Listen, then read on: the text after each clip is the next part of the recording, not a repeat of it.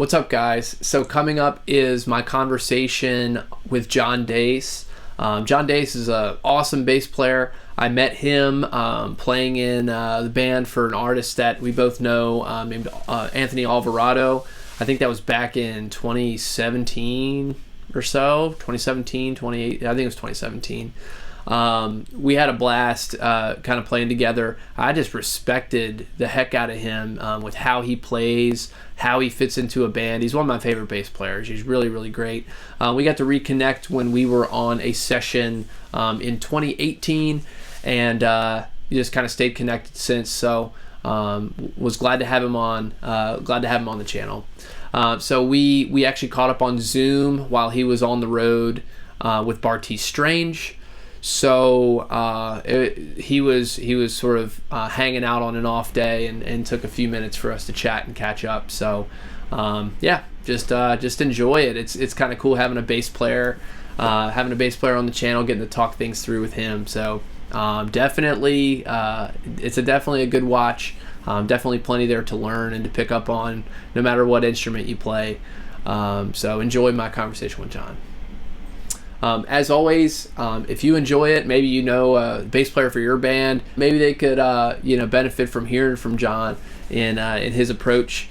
Feel free to shoot them, copy the link, and shoot this video over to them. Everybody's got a bass player because we all need one. Let's face it, the glue between us and the drums. So copy this link and shoot it over to your bass player, or if you have another friend that would enjoy it. It helps grow the channel.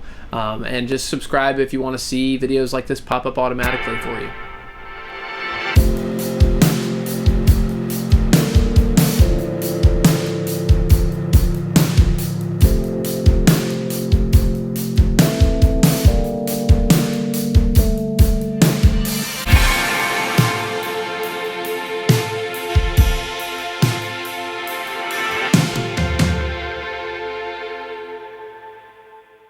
But yeah, just wanted to have you on and talk about you and sort of your approach about how you attack gigs, how you think about music, how you think about the gear that you've chosen to use, and all of the pieces of kind of the recipe of when John Daise is playing bass for you, here's what it's like and here's why, you know what I mean? Mm-hmm. So yeah, thanks for taking the time on an off day. Yeah, thanks for having me. Oh, yeah, man. So why don't you explain a little bit about who you are and what you're up to right now? Yeah, sure. My name is John Daise. I play bass guitar, some synth bass stuff. Right now I'm on tour with Barty Strange. We're doing a run currently opening for Lucy Dacus that started in October and wraps up in about a week and a half. Nice. Outside of playing with Barty Strange, I play with a rock soul band called Oh He Dead, and I also have a couple of groups, like kind of music production groups in the more of the R&B space. One group is called Columbia Nights, and we have a new project that came out called Golden Brown, which is Columbia Nights and the awesome, talented singer-songwriter, musician Jenna Camille. Yeah, I was going to ask about those because I saw the Golden Brown stuff come out. And at least the one track did you release one or two tracks kind of recently? So we put out a really short EP of kind of like short musical ideas, like a 1 minute each sort of thing. I want to say like last year as like a teaser, right? To the full length album, which came out, I want to say like 3 weeks ago, a month ago. It's like a full length album. Okay. Yeah, I remember checking it out. I forget what's the single called, or what's the one that you guys think is like, is there? What's the track that you guys kind of pushed? It was this tune called Erasure. We put out that single. We had a music video for it. Featured a lot of our favorite kind of local artists in the DC scene. Yeah, that's a cool sound. Like that. Thanks, man. The Golden Brown thing's awesome. We'll get to Oh He Dead in a second. Like you basically fulfilled, I think a lot of DMV musicians' dreams about a month ago. But so we'll get to all that in a minute. But yeah, the Golden Brown stuff, the sound is so like it's a unique and original sound. And I think that's I got into Barty Strange because of you, obviously, and I love this. I love when the first time I hear I'd actually listen to someone's music is like a live video from a show. But Yeah, you guys passed through DC, what, maybe like 2 or 3 weeks ago or something? something like that. Yeah, Yeah, and I saw like video capture from that show, and I was like, you can just tell with certain groups when they're able to come into, when they're a smaller, lesser known band, but can come in and just have these songs and this energy, and this thing live that's so genuine and powerful.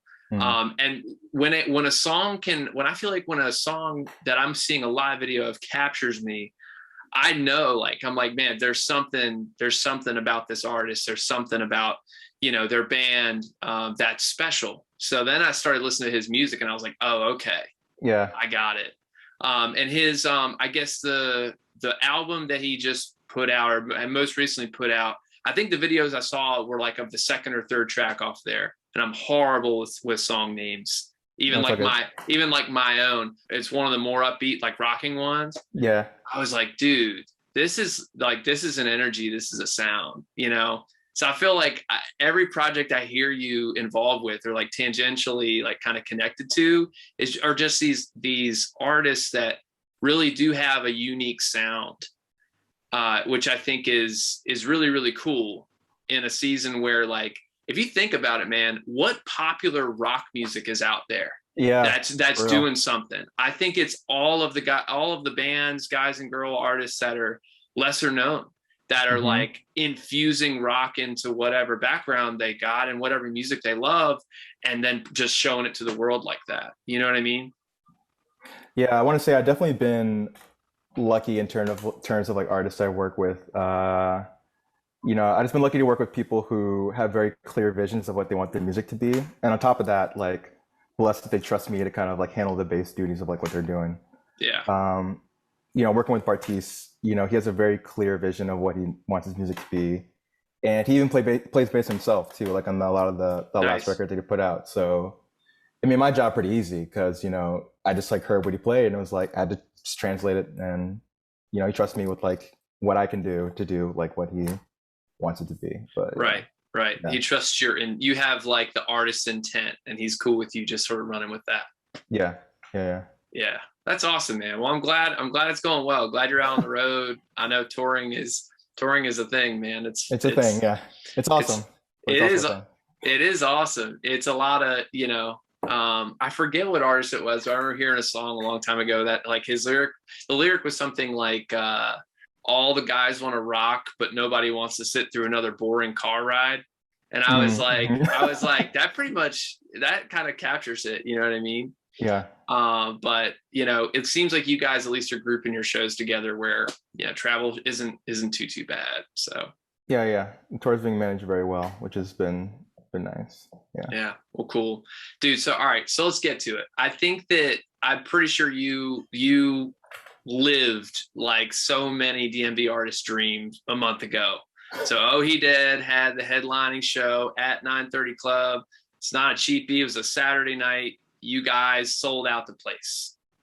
Yeah, pretty near close to it. I think we had something around like 900 tickets sold or something like that. I can't That's remember ins- the exact number, but I mean, regardless, like for a I local saw artist, I saw the room. Like I saw yeah, pictures of the room, and I mean I've been to plenty sold out shows there, and that's that it, crowd. it was a full room. Yeah, definitely. It was awesome, man. And it was definitely a weird time too, because like, I was already on tour with Bartis. So like that week, it Yeah, was like we did two sold out shows at the Mercury Lounge. Then the next day we played Governor's Ball. And then I drove down from New York to the 9:30 or to DC to do the 9:30 Club show. And then I went back out to fly yeah. to like Chicago to continue the run of Bartis. But yeah, it's been a blessing, man. It's been awesome. 9:30 is an amazing venue. I Yeah, mean, so walk me like through it. So like, what was it like? So like, you come in at 9:30 Club again. I'm not talking about opening there. I know a lot of folks have been able to do like cool little either showcases there or just one of those like special gigs. But like headlining there, what's it like? Like you show up, you do your sound check as the headliner, right? yeah. Like, so walk me through what it's like at 9:30. Yeah, I mean, like a lot of major venues will have two engineers, front of house, and then someone who's doing your stage monitors. I mean, it's really nice. The monitoring situation at 9:30 is like really great. Engineers communicate really well. We got to like really take our time with it. Um, That's kind of what I was going to ask, because some venues that's the case, and others it's not. Just clearly yeah, not. and I think like another hat that I wear too is for Oh Hey Dad, and also like with Barty Strange, I have, I guess, some like technical savviness. So like I do the tech writer, and Hmm. usually the person that's kind of communicating with the engineers about like what our technical needs are in terms of like, how many things are running into a Yep. DI, Stage stereo versus plots. mono, stage Yeah. plots. Yeah, Yeah. like I design all that stuff.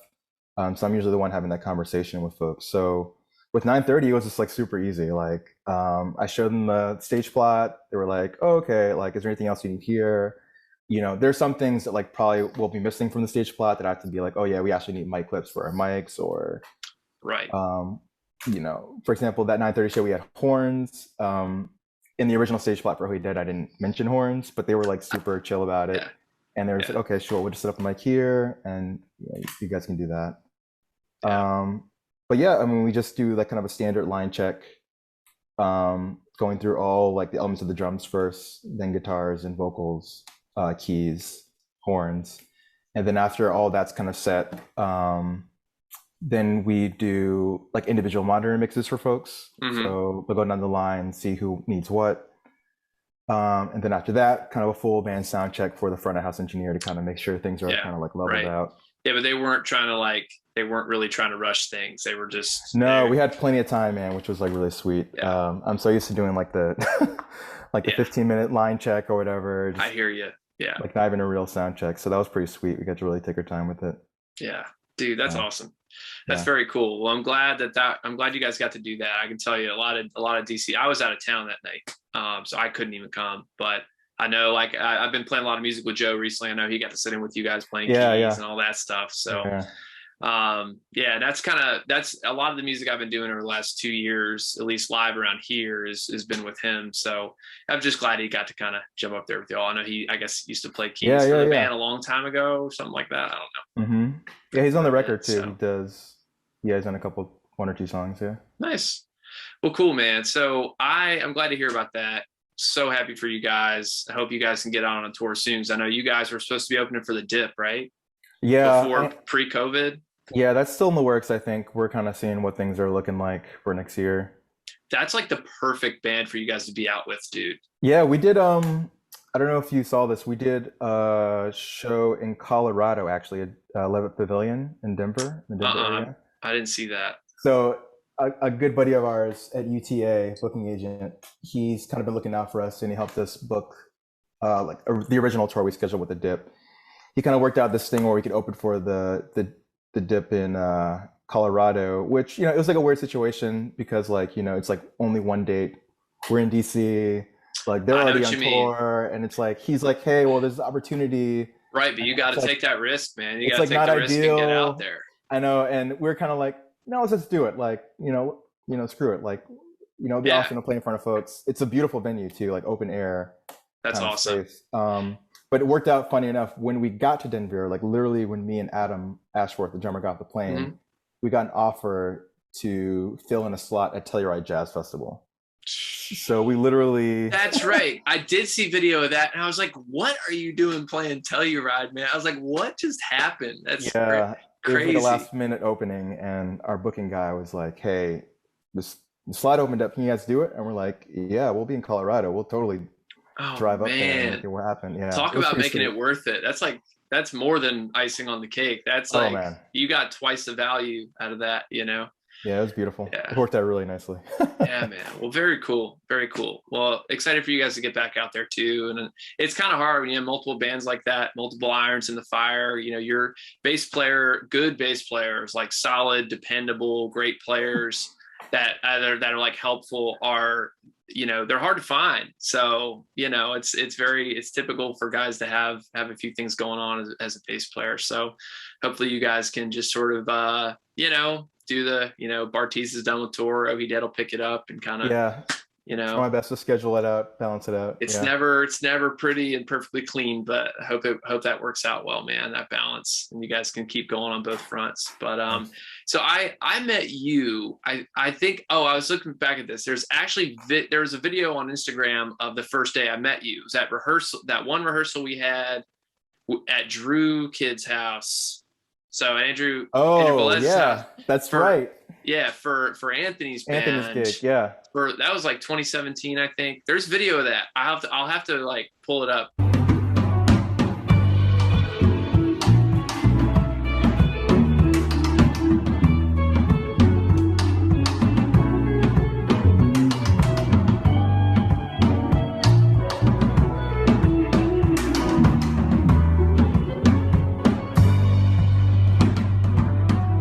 We played at the Velvet Lounge. Was that right? Was that the venue? That must be it. I was trying to remember what gig it was because I played maybe 5 or 6 shows with Anthony, and after I ran into him randomly at a concert. You know how it is getting gigs. There's these funny stories. It's like, dude, I haven't seen you in like 5 years because my band was out when I met him. So I met him when I was when my old band was out on the road a lot, and I was playing drums. And he was like, "So That's right. Yeah. what are you up to?" And so I told him, and he's like, I actually just recorded a CD, and I've got a CD release show coming up. Like, would you want to play for that? And I was like, well, yeah. I was like, definitely, man. Like, I'm playing guitar a lot these days and playing drums somewhat. I was like, I'll do whatever you need. He's like, oh, I'd love to have a guitar player. And I was like, sure. And so then it was just funny. I was like, I couldn't remember what show that was, but yeah, we played the Velvet Lounge, which is Yeah. hilarious. Is it even open anymore? I don't. No, I think it closed down, unfortunately. Yeah, my first show, the Velvet Lounge. I remember seeing. Do you know the band Paper Route? That sounds really familiar. Yeah, they're from Nashville. Okay. I know them from back home. The original drummer's sister, basically was in our friend group and around Harrisonburg, and so we got super into Paper Route. But I saw them there maybe back 2011 or 12, and Oh, that okay. place. Yeah, I was surprised the place survived that long. Yeah. It's a Um, small room. Yeah, no kidding, no kidding. It was Yeah. kind of funny. But so I met you 2017, but like walk me through, when did you start playing live? Like I don't want to go through your whole musical journey or whatever, but maybe like Yeah. when did you start taking bass seriously? And then like when did you start playing live and like what were those opportunities like? Oh, okay. Like your first times playing in front of people, you know what I mean? Yeah, I guess I won't go too far back, but I really started gigging in front of people, I want to say during college. I went to Haverford College, which is like suburbs of Philly, like a mile outside of Philadelphia. And I did a jazz minor, like unofficial jazz minor at UPenn. I was part of their, like a lot of their jazz, I guess like the music department had these jazz combos, which were kind of loose, like they weren't formal classes, but they had an instructor and the instructor would kind of guide Was the it just like members through whatever. 5 or 6 people, like kind Yeah. of, And it yeah. was like pretty open. We could play whatever we wanted and they give guidance.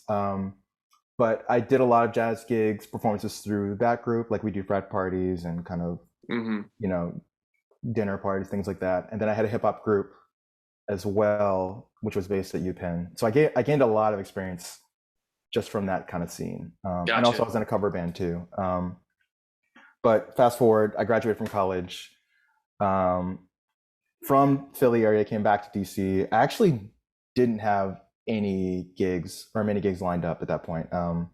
I did a lot of like auditioning, kind of like random Craigslist jamming for a while. Yep. It's kind of like meeting I've done that people. too. Right. That's how I got started with East Coast agency bands. Oh, okay, yeah, I found a Craigslist. I moved to DC and I knew nobody up here. yeah, I starting even in the Charlottesville scene. You would think it's not that far away, and we certainly have played Northern Virginia plenty and that kind of thing, but different world. yeah. So yeah, I feel you. Nothing wrong with picking up the old Craigslist gig here or there. You just Yeah. never know. And honestly, it's funny because that's how I met most of my musical community who I know now. Like I was like auditioning for this one kind of like Euro pop music gig.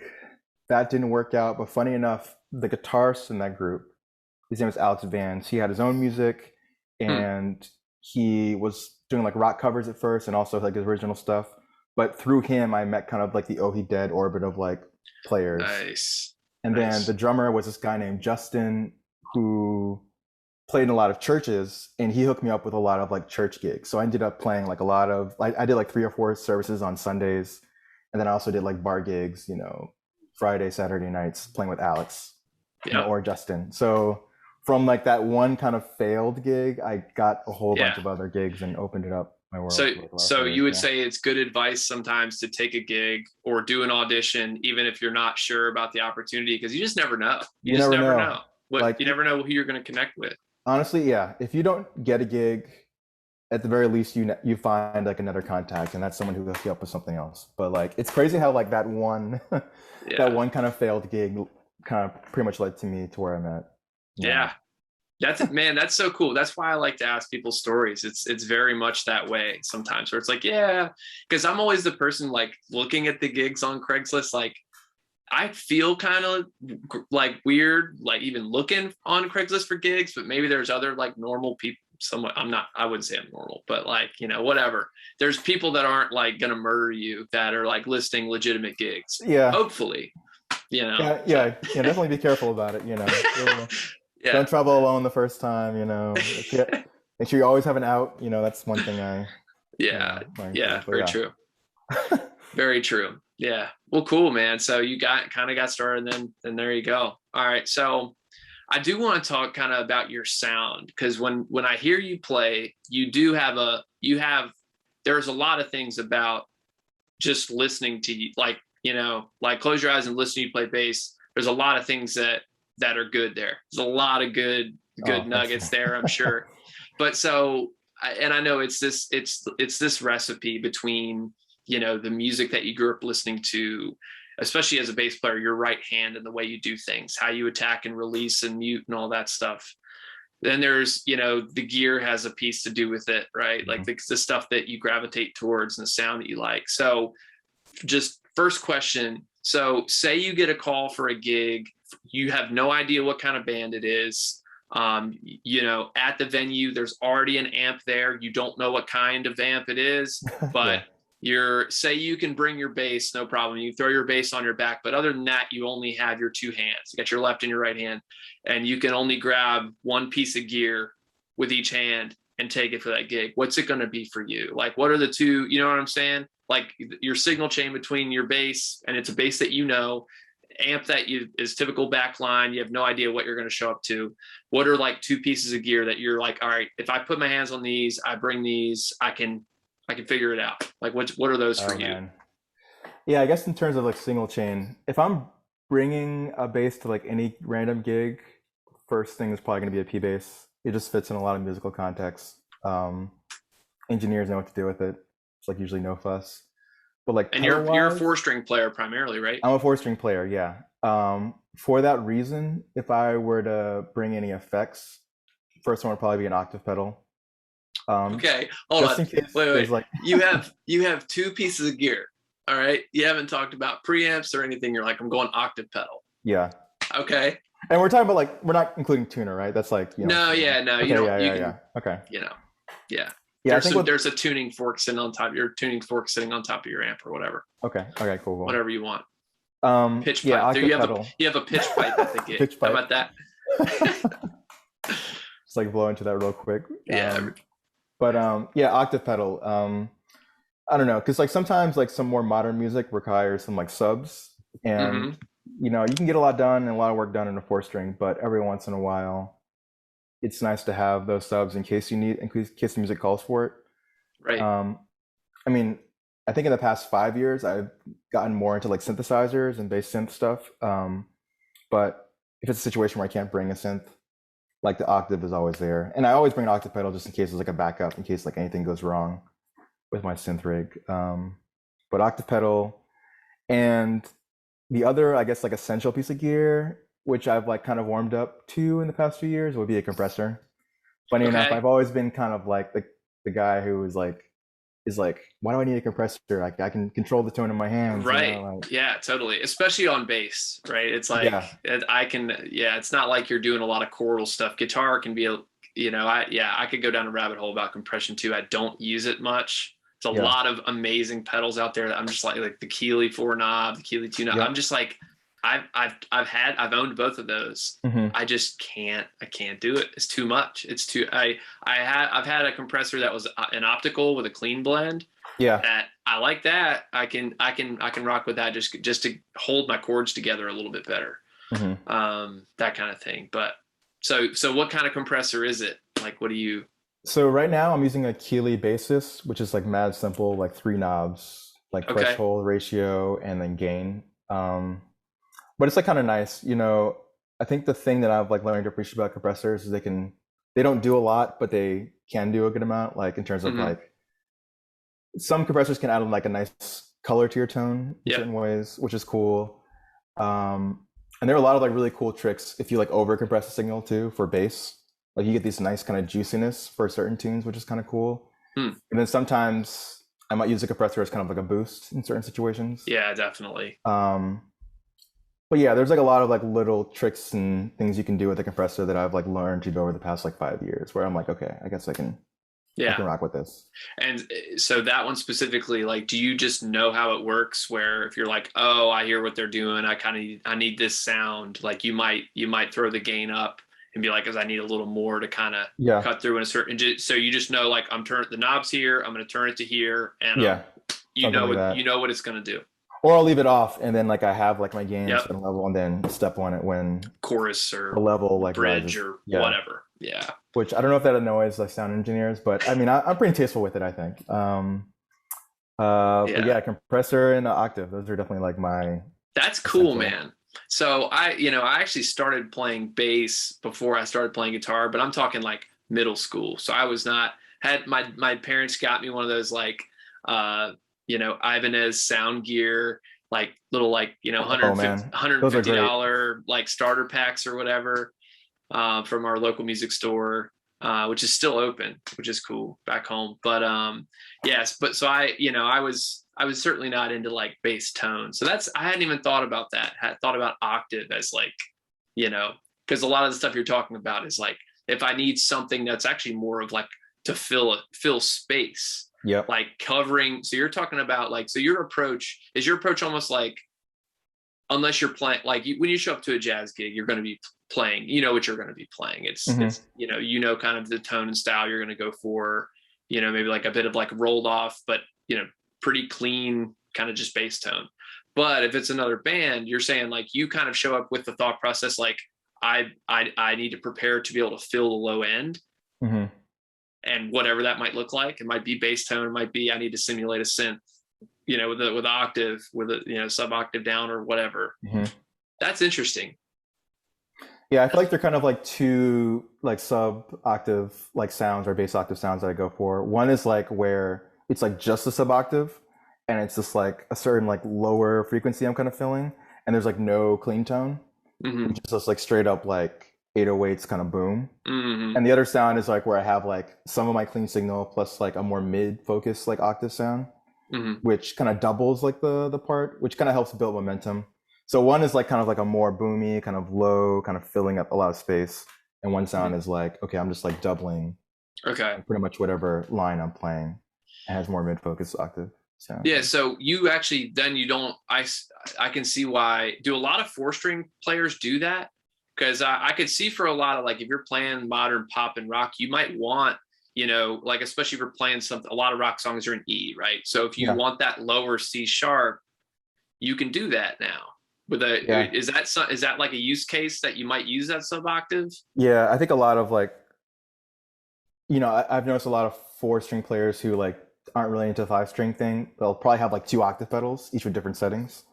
Okay, so they just jam on them. I get that. Yeah, that makes sense. Or they're doing the synth bass route and just like keying it out. Yeah.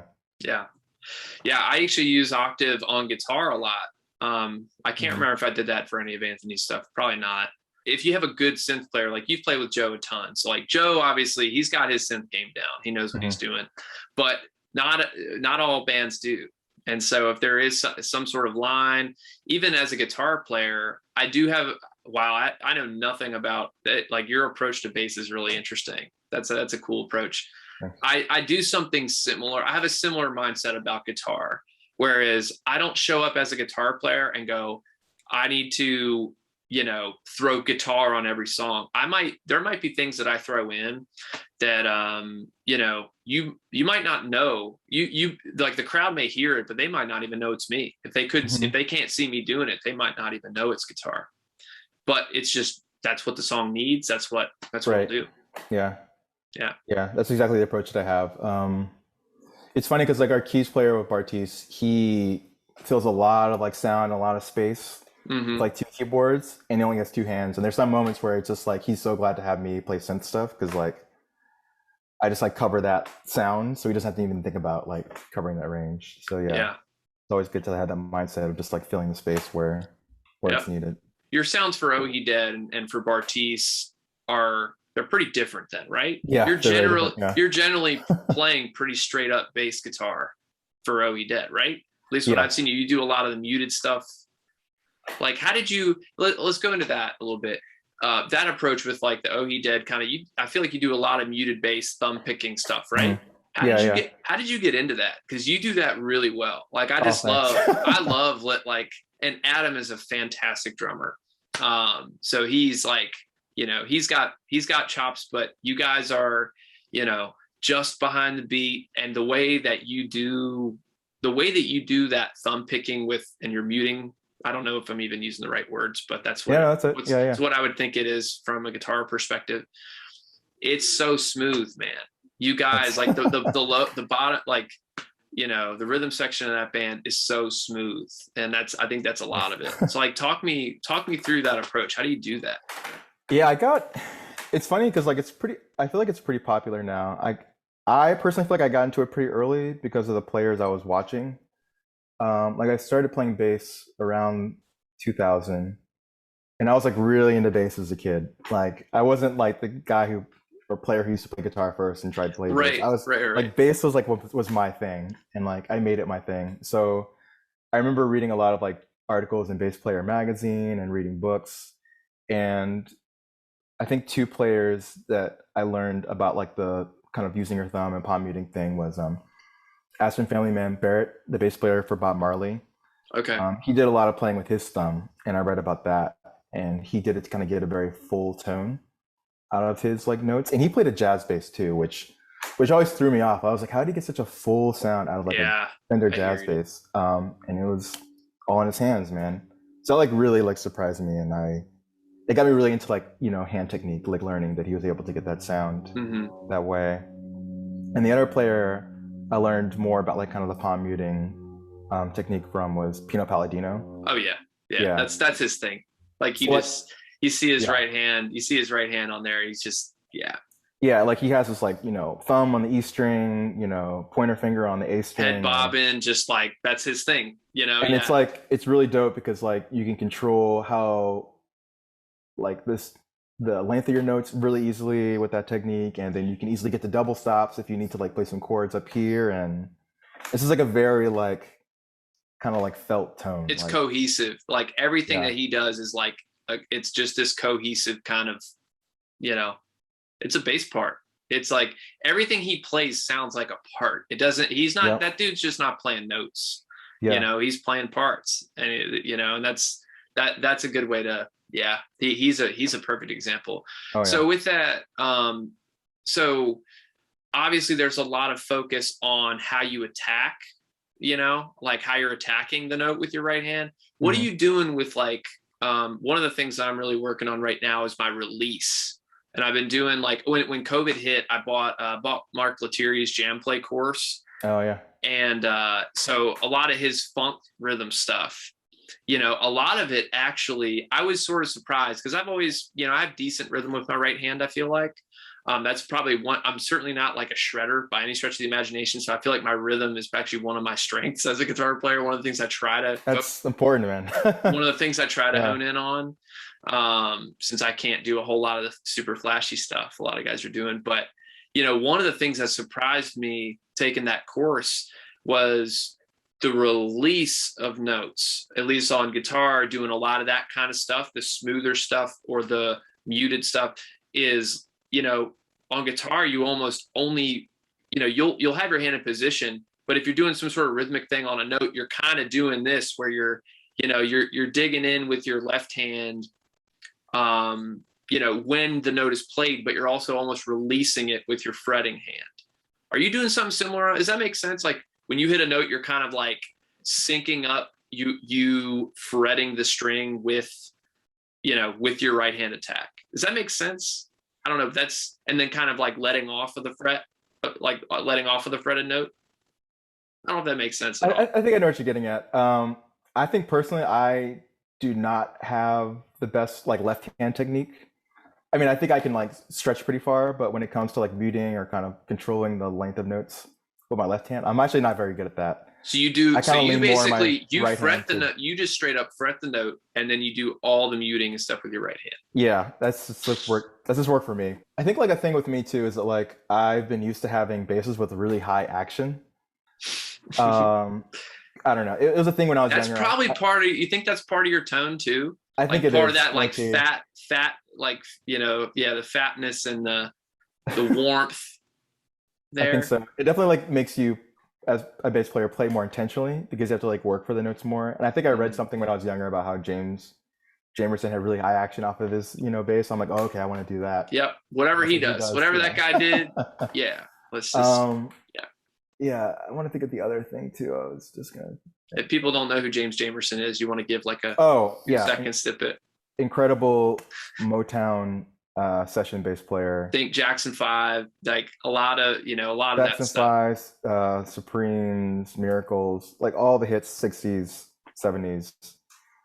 9 times out of 10, James Jamerson was on that. So he's the guy, Never Can Say Goodbye, Jackson 5, Jamerson was on that.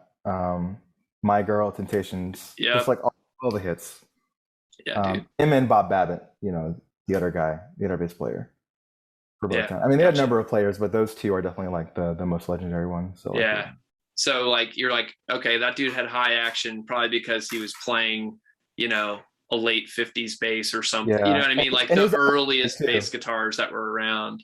Yeah, he was an upright player too, so he's used to kind of like the high, having to really work for the notes. So I think I just wanted that mentality too. Like as a bass player, I was like, I want to really like work for the notes, and I want to like make whatever I play like really intentional. And plus, it forces you to like play less too, which I think works in a lot of musical contexts too. Yeah, no, that's true. That's true. It's there's a lot of drum kits like that. Actually, there's definitely like the same kind of thing on guitar and on drums. With a lot of drum kits, there's just sometimes there are ways, if you're playing like a 60s Ludwig kit, there are just things that you can't do that you can do on a modern kit. And it's not that it's better or worse, but it really does make you change what you're doing. Vintage guitars are kind of the same way. I don't own any vintage instruments. I don't have that kind of cash. Yeah. And I'm one of those, like, anything that I play is going to pretty much get taken out and worked and beat on. And so, but yeah, there's certainly something to be said with action on the guitar, limiting you, making you pick your notes and pick your spots. Oh yeah. That's cool. As a Strat player, predominantly, I actually like my action a little bit higher. My Sunburst Strat, which it's the same one I would have played with you and Anthony probably back then. Still, I had to get that guitar refretted right before COVID. I wore the heck out of it, but I run that one pretty high action for a very similar reason. I really got to like, it really helps my rhythm stuff like be kind of chunky and nice. And I got to pick my spots. It's not like my PRS that I can just shred, rip on.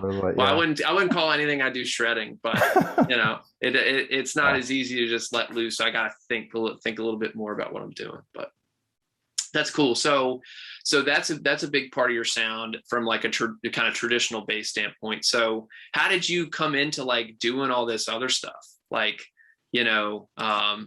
starting to like use an octave pedal, and like, were you getting like pop gigs or like things that like more modern music, modern indie music or something, and like had to make something happen to like carry the low end, or were you trying to replicate certain songs and sort of like, oh, I can do that with this? Or like, how did you get into, going from that traditional bass sound to, everything else you do? Yeah. I think when I was playing a lot of like the cover gigs with Alex Vans and also getting into the wedding band thing, I think, music, some people like to dance, right? So like you get to a point where you start playing more like kind of electronic dance pop inspired music. Mm-hmm. And a lot of that stuff is handled on synth bass. Definitely. So, you know, when I first was like kind of getting into playing that music live, I was like, okay, well, you know, just having a regular P bass plugged in isn't going to cut it for some of these tunes. So Mm-hmm. that's when I got the octaves. I actually got a couple of octaves to try different things out. Did you do I the hadn't- Pog too? A lot of I bass had the players. Pog. Yep, I had the Pog too, which or the micro Pog rather. Yeah, the square one, 3 knob. Yeah, Yeah. I love the micro Pog. It's a little more digital sounding, but it tracks really well, and that works Yeah, really for well for sure. certain music. So I had a micro Pog, and I also had a MXR Bass Octave Deluxe, Mm-hmm. which doesn't track as well as the micro Pog, but it's got like a really kind of like subby synthy sound to it. That's Kind of its like an own older thing. Boss SE2. Yeah, The lack of cleanliness is like almost that's why you use it. it's the thing. Yeah, because Yeah. it kind of glitches a little bit when you play like two notes, which is kind of a cool Yep. effect. I started getting into bass overdrives, which I hadn't really done that so much before, like earlier on, because like, you know, I was playing a lot of jazz earlier. I wanted to get there and ask you about dirt, but yeah. Yeah, So like yeah, what yeah. when you say bass overdrive, like did you try to pick up like a bass tube screamer and go that route, or did you like just pick up a, you know, random distortion pedal and give it a try, or a fuzz pedal, or what was that like? So my first overdrive, like kind of dirt experience, was getting like a big muff. Classic. Because you Oh, know, yeah. that was like cool for what it was. Like it worked in certain settings, and that was like the pedal that like the other bass players around me were using. So I was like, all right, Ton of low end. I mean, even as a guitar player, yeah, it's got a lot of ton of low end, which works great as a bass player. Sometimes as a guitar player, you show up to the gig and the sound engineer hasn't even looked at you yet, and they've got a low cut up to like 130, 140 hertz. So like, yeah. doesn't really matter as much, but for us, And the cool thing about that one too is that I feel like I could dial the low end in or out depending on like what the song is. So maybe I need like a fuzzy part that's not super bassy, but I could just like dial that in pretty easily. yeah. But I went through like 3 or 4 of those. I think I stomped pretty hard before I then moved on to like They other weren't things. built, man. Electro Harmonics has like a reputation for like building the worst versions of their own pedals that are out there. You know, They're cheap though, I guess, you know, so yeah, like, price wise, not quality, but I like the wise. newer, smaller ones too. Like I had Those are pretty rad. I went to the Nano Pog, which is the same one. It's the Micro Pog, but in a smaller enclosure, from what I understand. Maybe some upgrades and updates, but yeah, that whole series and that whole format of pedal, they're indestructible like anything else. But like if you had I've had a regular Big Muff as well, bigger case, silver face one. Mm-hmm. Yeah, little plastic switches on them and stuff. Oh man, yeah, you're in for it. So noisy too. Yeah, for dirt pedals though, I'm trying to think like right now I have a Boss Overdrive, which is kind of like a reliable thing. It does what it does, you know. That thing is like not gonna break. Do you know which one offhand? Is it like a super overdrive or like something that's meant for guitar, or is it like a bass overdrive? It's a bass overdrive, the yellow one they have. The other stuff I really like include the Dark Glass pedals. Have you gotten into Dark Glass at all? No. They make some really sweet overdrives. I need to buy a new one actually, because I had one for a moment, but I sold to get something like like an amp head or whatever. But I actually miss that pedal a lot. I'll probably grab one of those. What is it called? I'm writing it down. What's it called? Dark. The company is called Dark Glass Electronics. Oh, Dark Glass. Got it. They make a whole bunch of like cool fuzzes and overdrives for bass, which are I usually have a rule, man. If you haven't bought a drive pedal in a while, you should probably just go buy one. Yeah, you know? it's been a while. Why not? Yeah. Wait, sorry. The original question was about like getting into synth stuff. Yeah, like how do you? What was your approach to like kind of, you know, the rest of like rounding out your sound with all of your other kind of capabilities as a bass player? Like how did you? Yeah. So earlier on, I was like really into these bass players, Juan Alderete, Justin Melville Johnson, and Tim LaFave. And they just had these huge pedal boards. Like I'm talking like 20, 30, 40, 50 pedals just like laid out. And I think what I learned from them is their philosophy is that they try to emulate the different stages of a synthesizer. So if you think of your bass itself and like the octave pedals is like the oscillators. There's like a stage for like the filters, there's a stage for like kind of chorus effects, adding dirt. There's basically like, just dumbing it down for people like me that don't know a whole lot about synth.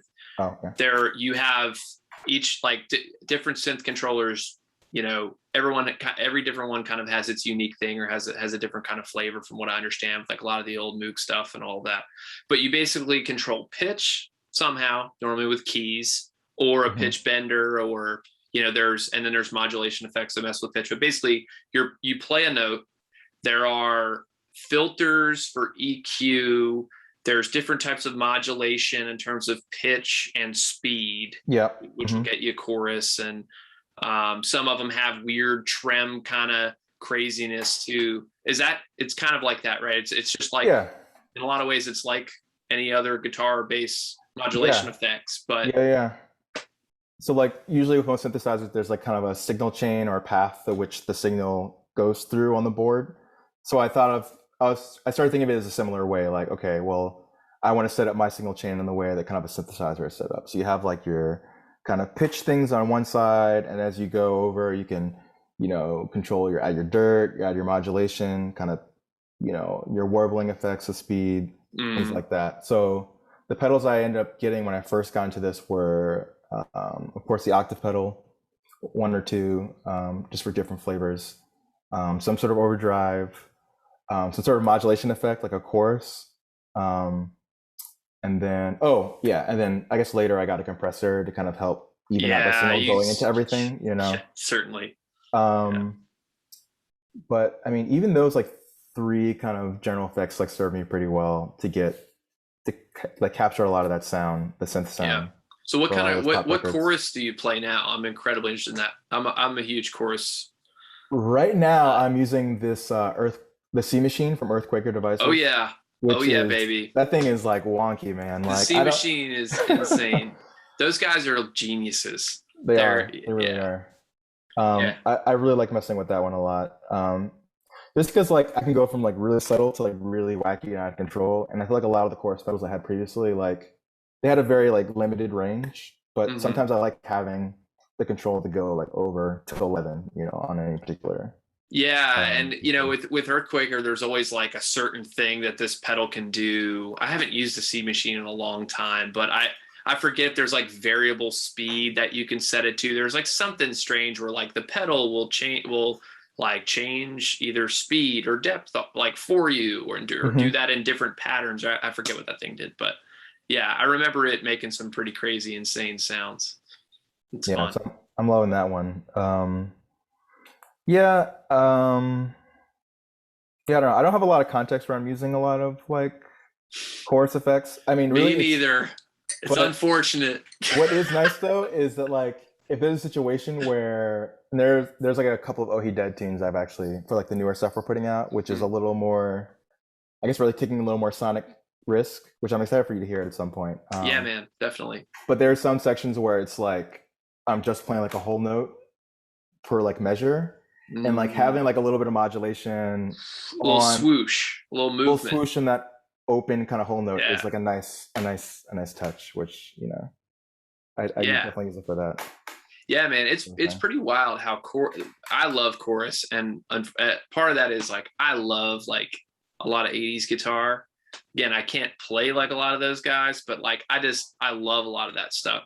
Yeah. And like chorus is one effect that, I guess chorus and vibrato can kind of both do this, but they can trick your ear into almost giving you a feeling of motion when you're not doing anything but fretting a note, and so it can just give you this extra texture and kind of push.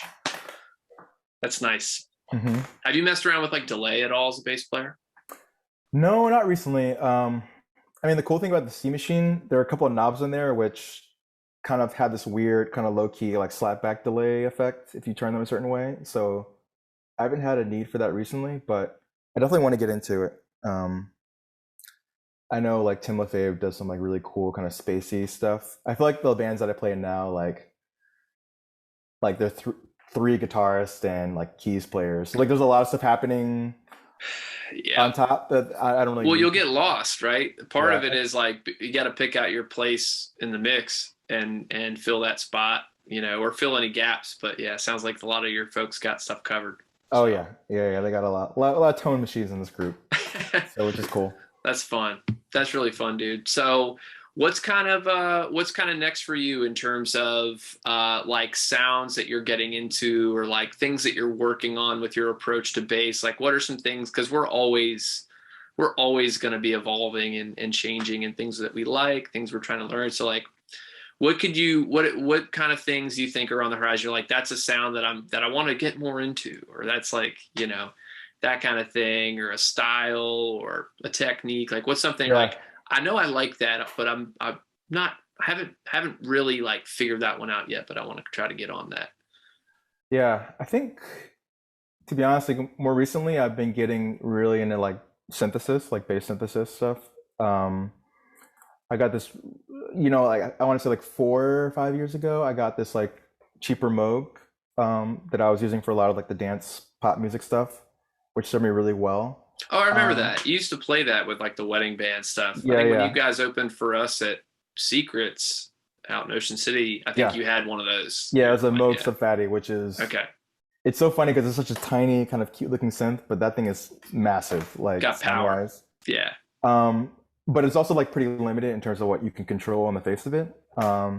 So I want to say like a year and a half ago, I got the Sequential Pro 3, Sequential formerly known as Dave Smith Instruments. And You then could before tell that, me any Sequential. name. You could tell Yeah. me, you know, John Jacob Jingleheimer Smith Instruments, and I would believe you. I'm not my world, but I will take your word for it.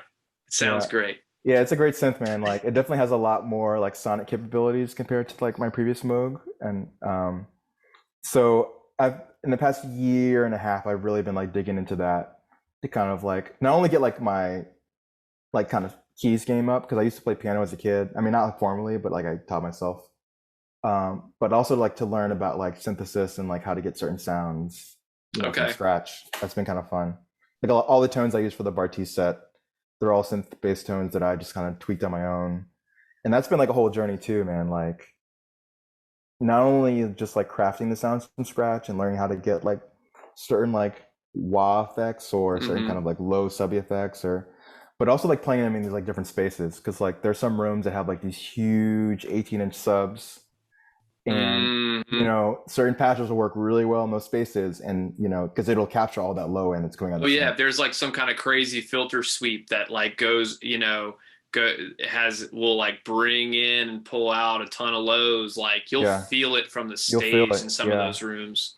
And then some smaller rooms, because we've been playing some like medium smaller rooms too. Like, you know, some of that stuff won't translate because they don't have like the big subs. So like you have to craft your sound in a certain way to kind of have more mid-focus kind of tone. So like that's been kind of fun. And like doing kind of going on the synth journey in the past year and a half has kind of like reinformed how I approach electric bass, which has been kind of cool. Like getting to that That level. yeah, you can't remove your musical mind. You know what I mean? You can't remove the way that your brain thinks and approaches things. You know, that's kind of cool how that the meld happens. I'm actually, it's funny.